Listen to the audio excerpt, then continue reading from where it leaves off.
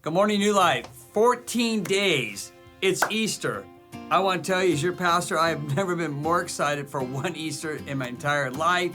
We are going to be having Saturday, Sunday, Saturday, the service at 5 o'clock, 9, 10:30, noon. I want to tell you, I've been preaching outside for 9 months. I'm very excited about coming back inside and just preaching the Word of God. Jesus is alive. So make sure you get ready for Easter. Obviously, we will be online, we'll be in person, we'll continue our outdoor with the big LED screen. Very excited about what God wants to do Easter weekend here at New Life. But today we have a very, very special treat. Many of you know Jeffery Portman. He was on staff here for 16 years. New Life helped him plant a church in Puyallup. The church is going phenomenal. Right now, Jeffery is working with a national program called CMN, Church Multiplication Network, where he's helping plant churches all across America. He's here today to continue our Nehemiah series. So let's put our hands together and welcome Jeffery Portman.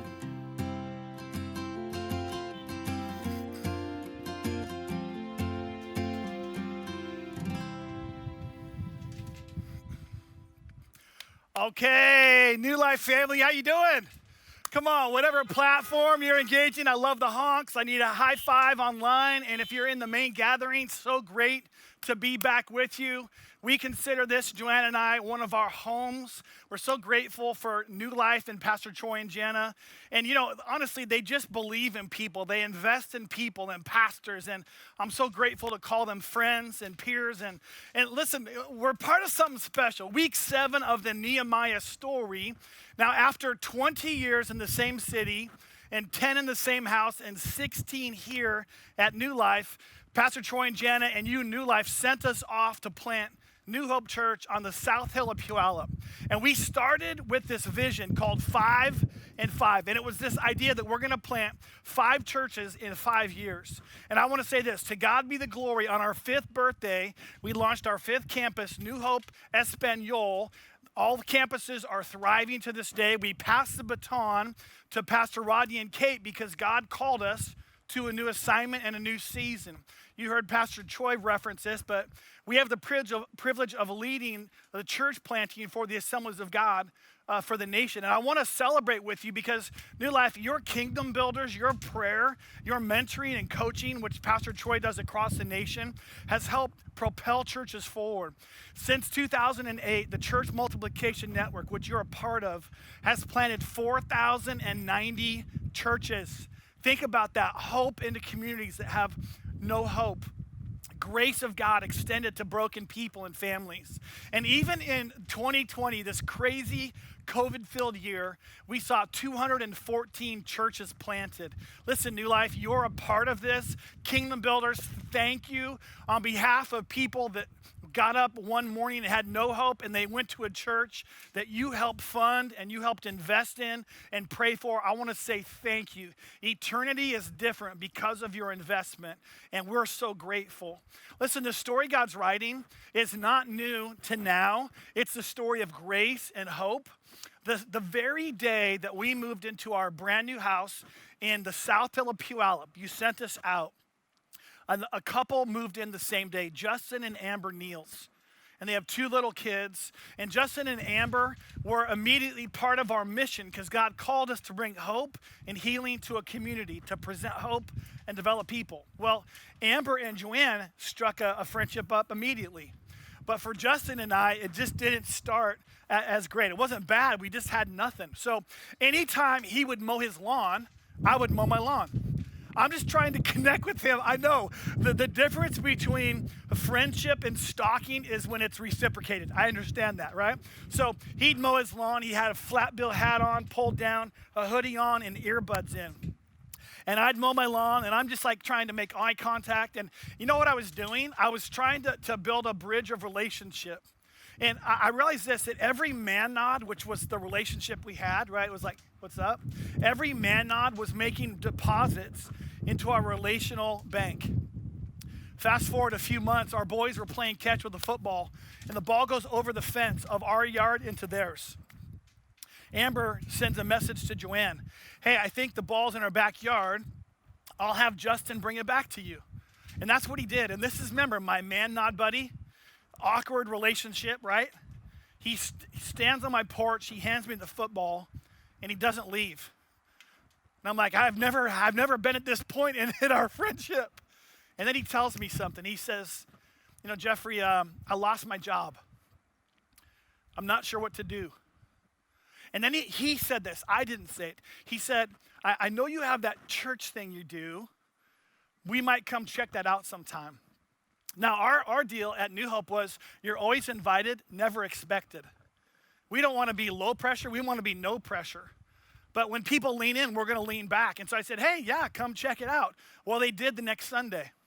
And I saw him 2 days later. We're outside. I said, hey, bro, what'd you think? And he's like, I didn't really like it. And I'm like, bro, as a pastor, like you're basically saying you don't like my life, right? Okay, but his wife loved it, and the kids loved our kids' ministry.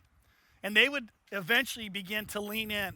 I want to remind you that sometimes we avoid the awkward, but awkward turns into opportunity when you're faithful and when you honor God with your life. We would later, as you see in this picture, baptize Justin, where he would declare Jesus is Lord of his life. Listen, that happened because of your investment, your prayer, your generosity. You believed in us. What you did was you gave us a boost, and we got to give them a boost. Now, the story of Nehemiah is this beautiful picture of boosts. What happens is this. Someone saw something and said something. You ever traveled? It may be not recently, but you go to the airport or the bus station or the train depot, and there's a sign that says this. If you see something, what? Say something. And that's what New Life did to help us launch New Hope. And that's what we're doing now to help people around the world and across the United States find hope in Christ. We're seeing something and we're saying something. The story of Nehemiah paints that very picture.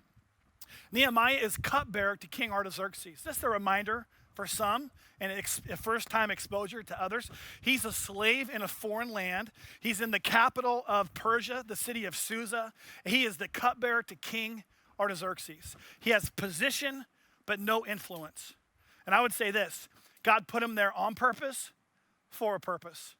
And he's done the same thing with you and I. In our neighborhood, co-workers, with our classmates, we're there on purpose, for a purpose. Well, Nehemiah gets word from his brother Hanani, who had gone to Jerusalem almost 900 miles away, and the walls had been torn down. He was moved. He was broken by the condition of what he heard. And what's interesting is sometimes we get comfortable with what is. We kind of get into a place where we just settle, and we think that broken is normal. Well, we pick it up here in chapter 1, verse 3 of the book of Nehemiah. And here's what it says. They said to me, his brother and others who came back, those who survived the exile and are what? Back in the province are in great trouble and disgrace. Listen, it's interesting. This is thousands of years ago, but this might describe your neighbor right now. It could even describe your home. The walls of Jerusalem is broken down, and its gates have been burned with fire. Nehemiah was moved by the brokenness of the situation. He was struck with the hurt and the heartache that the people were dealing with. And I think if we're not careful, New Life, all of us can kind of settle into a perspective of, I'm just glad it's not me.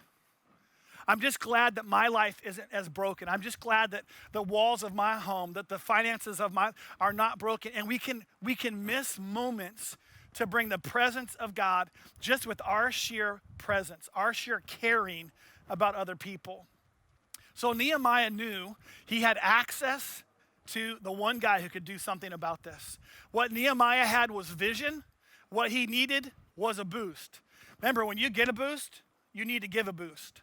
And Nehemiah goes before the king. As cupbearer, he would bring the drink and the food, and he would taste it before the king. A great job, unless someone's trying to poison the king. And he goes in one day to serve the king, and King Artaxerxes notices, he says, something's wrong.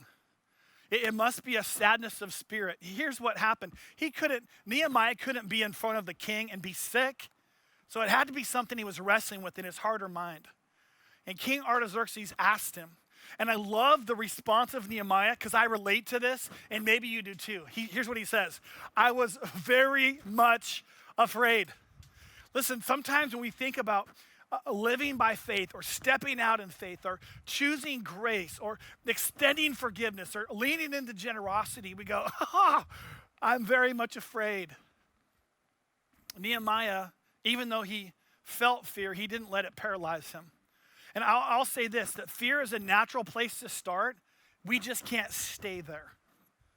What is it right now that has gripped your heart or your mind and you're dealing with fear? You're dealing with uncertainty. You're dealing with, I don't know if God, I can trust you enough to either let go or follow you.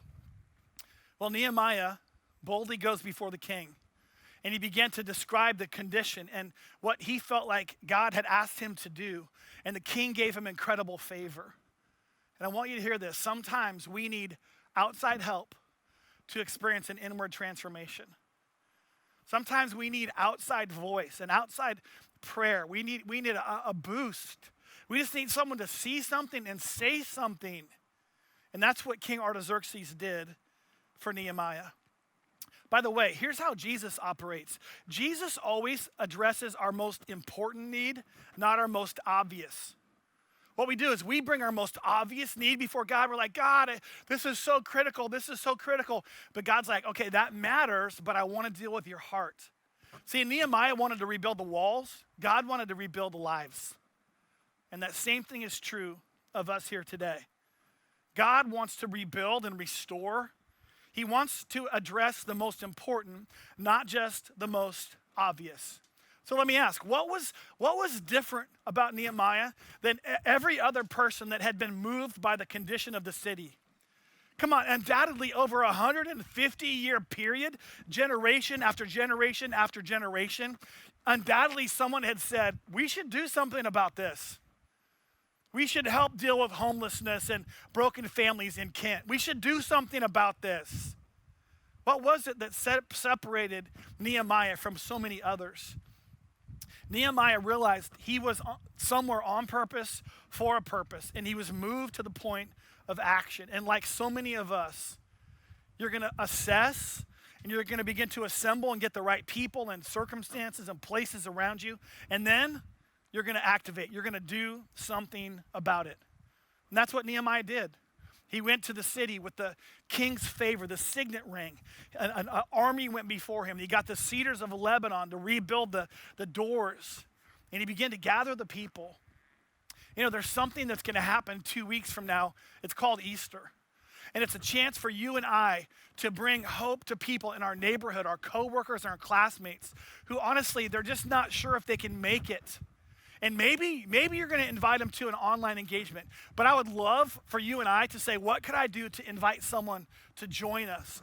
This is what Nehemiah did. He's like, listen, you're used to things being broken and fractured and undone, but God can restore. And I think he wants to use us. And that's exactly what began to take place. And we see chapter 4, verse 6. So we rebuilt the wall till it reached half its height. Pause for a second.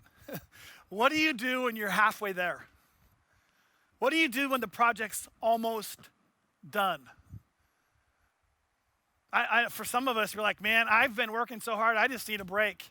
Like I have earned it. And for me, like if I'm working on fitness, sometimes you know what I do? I celebrate with some ice cream. Oh, maybe I'm alone, right? Like, isn't it interesting that sometimes thanks, I hear that horn. There's this moment where like, man, I'm going to pat myself on the back. I've been so forgiving. I've been so generous. I'm halfway there. I'm starting to tithe. I'm starting to be a person who serves. I just feel like I should coast. And I love that Nehemiah, even when they got to the point of halfway, they didn't coast. They continued. See, what happened was this. They had got a boost. And now they knew they needed to give a boost. I want you to hear this, New Life. Success and failure are both fatal if swallowed. And sometimes what happens is we look at the brokenness of our lives or our dream or our hopes or our family or fill in the blank, our business or our finances, and we go, and we see the not yet there, and it becomes fatal for us. Failure is fatal if swallowed, but so is success. And you can get halfway there and go, man, I'm good. I think I'm going to coast for a bit. I think this is probably a good time for me to hit the pause button. And I want to just caution us to say, what does God ask you to do? What does faithfulness look like? What does it look like to stay true? Well, let's also be honest. Have you ever stopped building the wall and hit one? Man, I know I have. You know, for many of us, we would say, yeah, it's called 2020. And I know many of us at some degree have dealt with what I call the big four. And these are all significant things. One of them is the racial tension and these issues, which we've got to have a biblical justice. We've got to honor and be a voice of hope to all people. We've got to deal with racial issues, but that's difficult, right? There's a weight and a heaviness to it. How about this? The political upheaval and the polarization, red and blue and all the other in-betweens and the extremes, racial, political. Oh, by the way, a pandemic that's global. And for some of us, it's changed the entire rhythm. All of us. It's changed the whole rhythm of our life. Maybe your finances took a major blow. Maybe your job just went away. I know if you have kids at home, all of a sudden you're like, I guess I'm going to be a teacher. And by the way, you weren't homeschooling, you were crisis teaching. Listen, there's these blows. You say, I stopped building a wall because I hit one. And the fourth one that's all of us have dealt with to some degree is uncertainty. What's next? How is this going to go? God, if you're good, how come? And we begin to wrestle and struggle. And you know, it's in those moments where we hit the wall that we stop building, that we've got to figure out, are we doing this alone? Are people fighting for us? Have I leaned into relationship? Have I stayed tethered and connected? You know, we see the story continue in Nehemiah 4. It says, meanwhile, the people of Judah said this, the strength of the laborers is giving out. And how many of us can relate to that to some degree? The strength of the laborers is giving out, and there's so much rubble, we don't think we can rebuild. We cannot rebuild. Listen, maybe that's exactly where you find yourself today. You say, I look at my life, I look at my hopes, I look at my dreams, I look at fill in the blank. And we got part way, but there's just so much stuff, there's so much rubble, there's so much disappointment, there's so much heartache. I just don't know if I can keep going. Jesus knew that we would deal with these scenarios. And here's what he says. In this world, this is all of us, in this world you'll have trouble. But then he doesn't stop there. He's not like a doomsdayer and a naysayer. In this world you will have trouble. But guess what he says? Take heart, for I have overcome the world. Listen, if you stop building a wall because you hit one, you're not alone. And God isn't out there somewhere far off. He wants to be with you and close to walk with you. Now, continued opposition happens. We see in chapter 6, Sanballat and Tobiah and Geshem the Arab and the rest of our enemies. I love that Nehemiah says, it was these guys and the rest of our enemies. Like there's just too much stuff. They came and they planted seeds of discouragement. They said, hey, let's meet together. They were trying to distract Nehemiah from completing the assignment that God had given him. You know, it's interesting, so often distractions start as simple things, but then they derail us. And sometimes we're distracted by a scenario in our home or in our relationship. We're distracted by a scenario that we just can't quite figure out. And instead of going to the source for strength, we try to do it ourselves. And I love Nehemiah's response, and maybe this should be our response. He says to those guys trying to distract and derail him, he says, so I continued the work with even greater determination. Listen, New Life, we have got to develop a stick-to-itiveness and a resolve that says, listen, it's too soon to quit. And I'll say it this way, if you lack depth and determination, you'll quit something that's difficult or hard at the first explainable opportunity. You know what happens is you're like, well, yeah, I would do it, but I can finish, but, and we become excuse makers instead of people of resolve and people of faith. Listen, you'll quit something that's difficult if we lack depth and determination. And I love that Nehemiah, even though the enemy came to whisper and try to distract, Nehemiah's response was this: should a man like me run away? Hear the resolve in this. Should a man like me run away? Or should one like me go into the temple? He's like, I'm not going to go to church to flee from the enemy. I'm going to keep at my assignment. I'm going to be faithful to what God asked me to do, because I don't just go to church, I am the church. He says these 4 words, I will not go. Listen, what is it that the enemy's trying to distract you? You say, I can't give anybody a boost. I don't have it in me. Can I just speak to this truth? Sometimes to get a boost, you actually have to give a boost. Say, I'm just waiting for someone else to call. I'm waiting for someone to text. No one invites me. Listen, be the inviter. Be the one who pursues. Bring a hope into a conversation. Reach out. Care about someone in their hurt. You know, the enemy's best weapon, and maybe his only weapon, is deception. And if he can get you and I to believe a lie as truth, his job's done. And some of us, we've just let the whispers of the enemy and the lies of the enemy kind of come in and hijack some of the hope and some of the faith and some of the confidence. If we're not careful, what we do when we're hurting is, instead of leaning in, we isolate ourselves. That's what they're trying to do with Nehemiah. They're trying to isolate him from the people, to pull him away from the covering and the backup. You ever been watching like a National Geographic channel, or even just like a commercial, and you see this pride of lions and they're on the prowl, right? And then you have like a big old crew of zebras or antelope or whatever. And the moment the antelope gets away from their pack, what happens? The pride attacks. And sometimes what we do is we're hurting. We don't know what to do. There's all this uncertainty. There's all this confusion. The rubble is all over the place. And instead of leaning in, we lean out. And sometimes what we do is we put ourselves in solitary confinement. And guess what happens? The moment you pull away, the moment you drift away, you stop going to church, you stop caring, you stop connecting, you get picked off. I just want to invite you to come back in. Get back in. Lean in and bring someone with you. Listen, here's what happens if we rewound the story from chapter 6 to chapter 3. You see in the book of Nehemiah chapter 3, 23 times this phrase, next to them or beside them, occurs. Nehemiah knew the power of partnership. And what he did was he had people gather together and link arms. They didn't isolate, they didn't pull away. They knew that when they're together, when they're in the body of Christ, there's a boost that happens. There's something in our spirit, in our mind, even physically. We're like, I have the strength because I'm not doing this alone.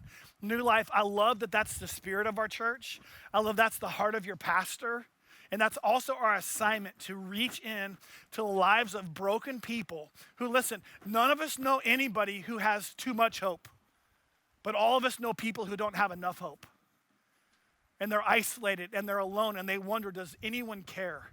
And by the way, it's not will the church call them, it's will you call them, because you are the church. And Nehemiah gathered the people.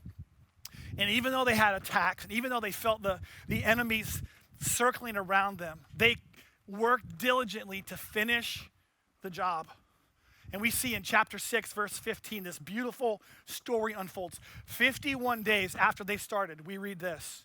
So the wall was completed on the 25th of Elul in 52 days.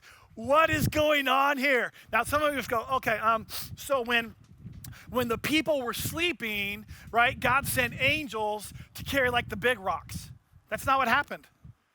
This was supernatural, not because God had done a miracle doing work when the people were sleeping. What's supernatural is the power of partnership. That when they got a boost from King Artaxerxes and they gathered in their groups, now they're giving a boost to people who are weary and tired and don't know if they can make it. And they completed the assignment.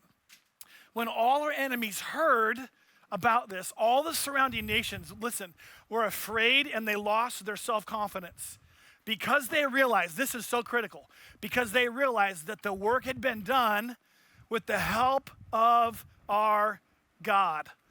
Listen, all that God is going to do in and through you isn't because you're awesome, it's because he's awesome. People have this idea Jesus came because the world is so broken and because we're so bad. No, Jesus came because he's so good. Because he knows that without him, we don't have the capacity. But with him, nothing is impossible. They realized that the work had been done with the help of our God. I realize as I close the talk, we could be thinking, okay, the rubble in my life, the brokenness in my life, the unfinished work seems overwhelming. And I want to leave you with one little principle. And that's this, that small keys open big doors. Small keys. Listen, the biggest door in the world has a small key that opens it. And so some of us in this gathering right now, you're watching online or you're watching this Wednesday, you're on the treadmill and you're like, okay, maybe I'll tune in. Small keys open big doors. And God can and will use you. You say, I don't have much to offer. I'm not significant. Listen, your simple sacrifice, your simple generosity, your simple faithfulness, just caring will be a small key that opens a big door in someone else's life. You know, Nehemiah could have said, I'm glad it's not me. I'm going to stay here as cupbearer. But he was moved by the condition of the people. And he knew he could do something about it. Small keys open big doors. You know, as we think about how do I apply this to my life, what is God saying to me? Maybe you'd say, this is where I find myself. I'm at this place, my next step. You say, I'm at the place where I'm at the very much afraid stage. Because I see what I can't do, and I see all of the rubble, and I see the brokenness of my world and my community, and whatever you feel the weight of. And that's where you find yourself this week, and you say, I'm at the very much afraid stage. Maybe you'd say, I used to be a man and woman of great faith and confidence. I used to dream big. I used to pray big. I used to give big. But I found myself at that point of being very much afraid. And I want to remind you of something we talked about earlier, that fear is a natural place to start, but you don't have to stay there. Maybe the second thing is where you find yourself this weekend. You say, I've stopped building the wall, and I hit one. Man, I had great intentions. I was actually doing really good, and then this happened, and then that happened, and then she happened, or he happened, and I just found myself at a point of discouragement. I stopped building the wall and I hit one. Listen, new life, if that's where you find yourself today, God cares and he is there. This last one, you say, I'm at a point where the wall's halfway built. I'm on the move. I'm going. I'm not sitting. I'm not coasting. I'm not waiting. And I'm determined. So I have a resolve, I have a stick-to-itiveness and a rigidity, and it might seem like the key I have of faith or confidence is so small, but that small key is going to open big doors. Listen, there's something about people linking arms and saying, I'm not going to quit, and someone saying into your ear and your heart, you can't quit, not on my watch. And I want you to hear this, your determination will give others determination. Your confidence, your faith, just your simple obedience. When you give a boost, you get a boost. And the last of the things I'd like us to consider as a next step is actually the most important. And maybe you'd say, listen, I know about God, but I don't know God. And if you looked at my life, it's like the story of Nehemiah. The walls of my life are broken down. The city gates have been burned. Now, maybe outwardly everything looks good and I look nice and I got my favorite outfit on, but inside I'm crumbled. Inside there's just rubble. There's brokenness and there's discouragement and disgrace. And I want you to know this, that the good news of the gospel is that Jesus reaches into the brokenness of our lives. He reaches into the hurt and the heartache, and he brings healing that only is made possible through him.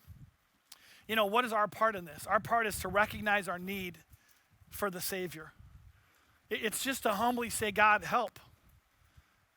And just like the walls of Jerusalem were rebuilt, God can restore your heart. He can restore your marriage, your relationships.